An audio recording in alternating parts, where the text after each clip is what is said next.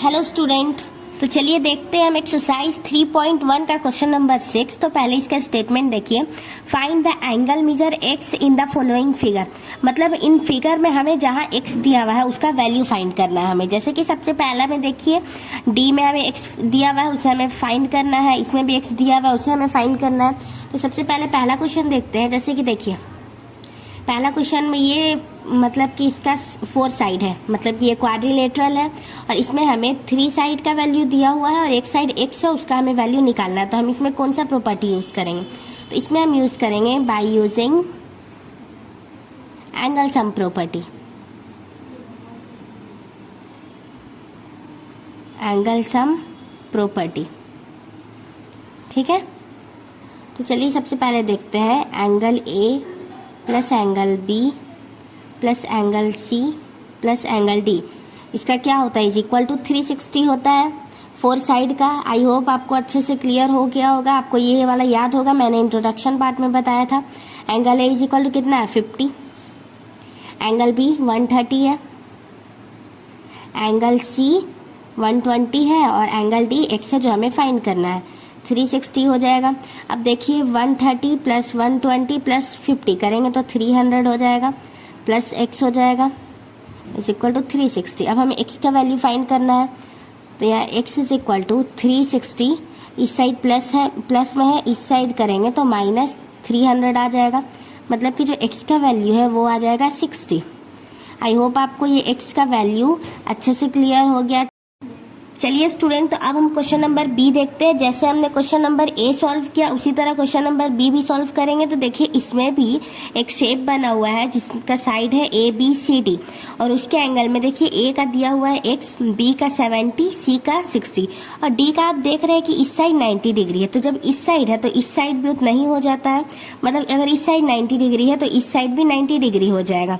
तो डी का वैल्यू भी हमें मिल गया। अब हम x का वैल्यू फाइंड करते हैं, तो इसमें भी हम यूज करेंगे angle sum property by using angle sum property, ठीक है।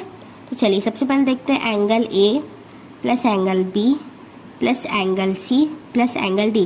अब 4 एंगल का इज इक्वल टू में कितना होता है? 360 होता है डिग्री।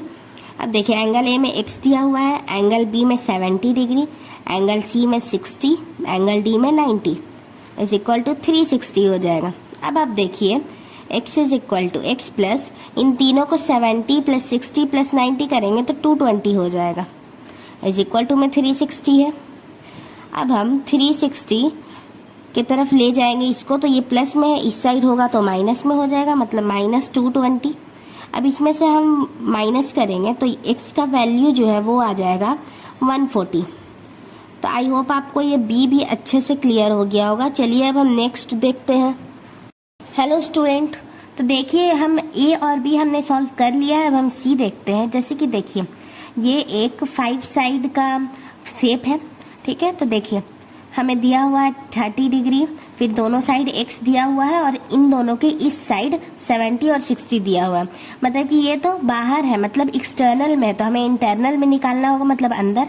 तो अब देखिए हम यहाँ मान लेते हैं, इसे मान लेते हैं एंगल 1 और इसे मान लेते हैं एंगल 2, ठीक है। तो देखिए अब हम इसमें क्या करते हैं, देखिए इसका एक अलग से मेथड होता है, मतलब ये हम उसका यूज़ करेंगे। जैसे कि देखिए हम उसका यूज़ करते हैं बाय यूजिंग लीनियर पेयर का यूज़ करेंगे। इसमें हम एंगल 1 और एंगल 2 निकालने के लिए, इसलिए हम ये वाला मेथड लगाएंगे क्योंकि मतलब ये तो एक्सटर्नल है, हमें इंटरनल मतलब अंदर का एंगल मिल जाए। तो बाय यूजिंग लीनियर पेयर, ठीक है। तो देखिए सबसे पहले लीनियर पेयर मतलब होता है कि एक लाइन रहेगा और उस पर जो ये एंगल बनेगा वो होता है 180 डिग्री का। जैसे कि ये एक लाइन है और उस पर जो भी एंगल बन रहा है वो 180 डिग्री का बनेगा, उसी का मतलब होता है लीनियर पेयर। तो एंगल 1 का निकालते हैं। देखिए 70 है एक side plus angle 1 is equal to 180 हो जाएगा लीनियर पेयर के हिसाब से। तो देखिए एंगल 1 निकालेंगे तो 180, इस साइड प्लस में इस साइड माइनस 70 हो जाएगा, मतलब एंगल 1 हो जाएगा 110। अब देखिए उसी तरह हम निकालते हैं एंगल 2, तो वो हो जाएगा 60 plus angle 2 is equal to 180 linear pair के हिसाब से।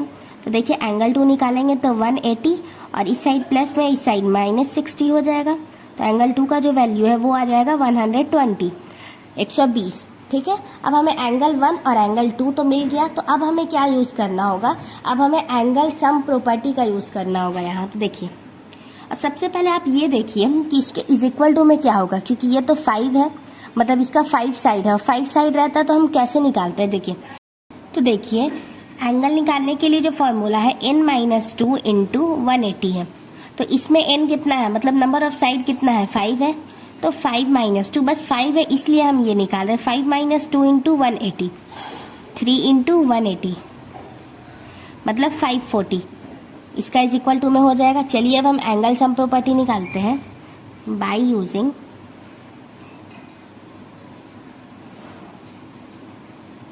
Angle sum property.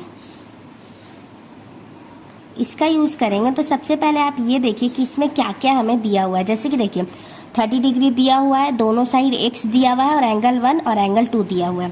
तो हम लिखते हैं 30 plus x plus angle 1 plus angle 2 plus x is equal to 540 हो जाएगा, जो अभी हमने फाइंड किया है। अब देखिए 30 प्लस x तो हमें फाइंड करना है। एंगल 1 की जगह पे 110 प्लस एंगल 2 के जगह पे 120 plus x is equal to 540 हो जाएगा। ठीक है, अब चलिए हम x का वैल्यू फाइंड करते हैं।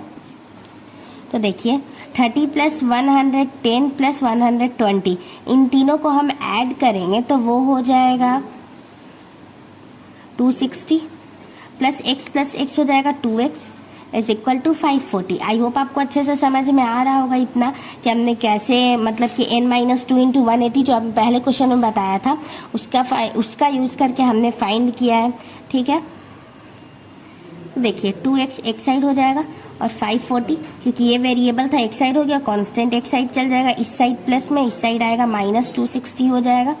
यहाँ 2x हो जाएगा इज इक्वल टू 540 माइनस 260 करेंगे तो वो हो जाएगा 280 हो जाएगा।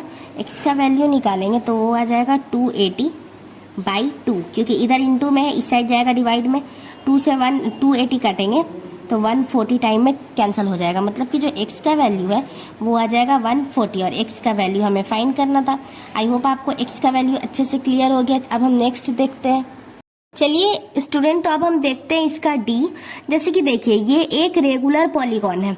तो रेगुलर पॉलीगॉन मतलब क्या होता है कि उसका सारा साइड भी इक्वल हो और एंगल भी इक्वल हो। मतलब कि ये जब x दिया हुआ है, x इसका एक साइड x दिया हुआ है तो बाकी साइड भी इक्वल हो जाएगा, मतलब बाकी सारा साइड भी x हो जाएगा। आई होप आपको अच्छे से समझ में आ रहा होगा। और आप ये देखिए कि इसका कितना साइड है, 1 2 3 4 5 साइड है। तो 5 साइड के लिए हम क्या लगाते हैं, एंगल उसका जो कितना हो जाएगा, टोटल एंगल इसका कितना हो जाएगा 540 हो जाएगा। अब हम चलिए इसका angle A plus angle B plus angle C plus angle D plus angle E is equal to 540। 5 angle भी है। देखिए एंगल A में x प्लस x, सारे एंगल यहाँ x दिए हुए उनका value x plus x is equal to 540। इन सारे x को हम ऐड करेंगे तो वो हो जाएगा 5x is equal to 540। x का वैल्यू निकालेंगे तो 540 डिवाइडेड में 5 हो जाएगा, क्योंकि यहाँ इंटू में था, इस साइड डिवाइड में चला जाएगा। अब हम 5 को 540 से डिवाइड करेंगे तो 108 इसका आंसर आ जाएगा, मतलब कि जो x का फाइनल आंसर है वो आ गया 108। आई होप आपको ये 6 क्वेश्चन अच्छे से क्लियर हो गया होगा।